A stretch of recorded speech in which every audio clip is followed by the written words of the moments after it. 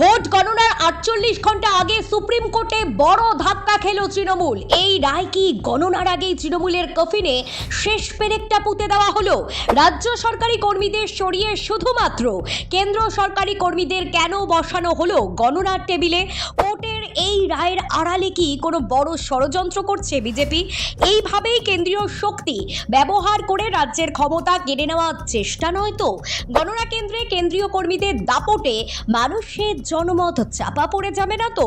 চলুন জেনে নেওয়া যাক কি এমন রায় দিল সুপ্রিম কোর্ট, আর কেন তৃণমূল শিবির এই রায়ে বিজেপির কৌশল খুঁজে পাচ্ছে। গণনার ঠিক 48 ঘন্টা আগে সরগরম বাংলার রাজনীতি। আইনি লড়াইয়ের ময়দানে সুপ্রিম কোর্টে বড়সড় ধাক্কা খেল তৃণমূল কংগ্রেস। ভোট গণনায় কেন্দ্রীয় সরকারি কর্মীদের নিয়োগের সিদ্ধান্তকে চ্যালেঞ্জ জানিয়ে যে মামলা করা হয়েছিল তাতে হস্তক্ষেপ করতে সরাসরি অস্বীকার করল দেশের শীর্ষ আদালত।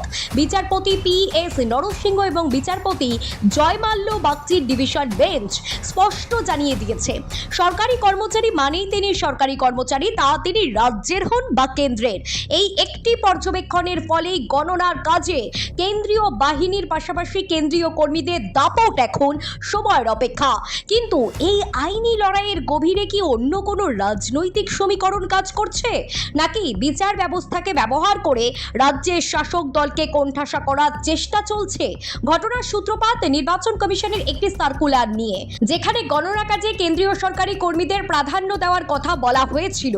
তৃণমূল কংগ্রেসের দাবি ছিল এটি রাজ্য সরকারি কর্মচারীদের উপর সরাসরি অনাস্থা প্রকাশের সাবিল। প্রথমে কলকাতা হাইকোর্টে মামলাটি খারিজ হওয়ার পর তৃণমূল দ্বারস্থ হয় সুপ্রিম কোর্টের।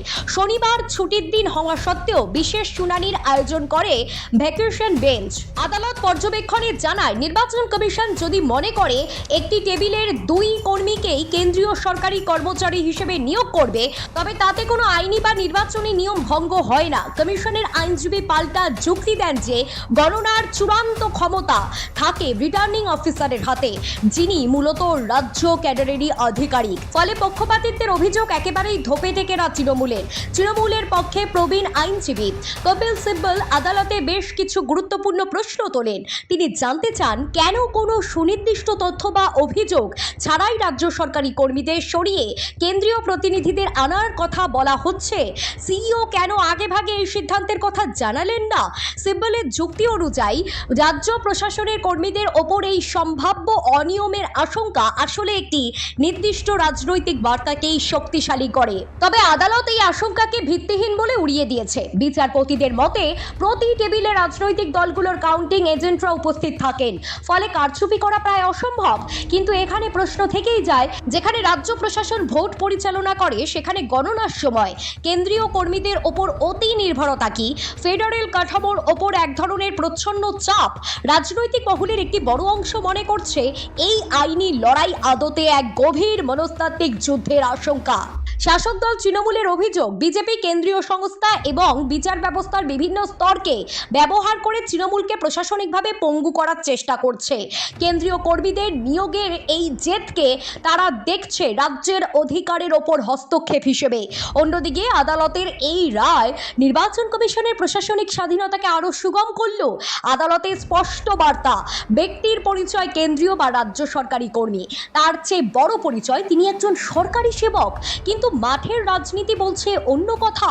বিরোধীরা যখন এই রায়কে জয় হিসেবে দেখছে, তখন তৃণমূলের দাবি তথ্য ছাড়াই রাজ্যের কর্মীদের চরিত্র হনন করা হচ্ছে। সুপ্রিম কোর্টের এই নির্দেশের পর এখন আর আইনি কোনো বাধা নেই। কমিশনের সার্কুলার অনুযায়ী এগোবে গণনা প্রক্রিয়া। তবে 48 ঘন্টা পরের এই চূড়ান্ত মুহূর্তের আগে এই রায় কমিশনকে স্বস্তি দিল, ঠিক তেমনি বাংলার রাজনৈতিক উত্তাপকে বাড়িয়ে দিল কয়েক গুণ। শেষ পর্যন্ত গণনার টেবিলে এই রদবদল ফলাফলে কোনো প্রভাব ফেলে কিনা তার উত্তর দেবে সময়। তবে বিচারালয়ে এই লড়াই যে বাংলার ভোটের ইতিহাসে এক নতুন অধ্যায় যোগ করলো তা নিয়ে কোনো সন্দেহ নেই। Bureau report, talk to time.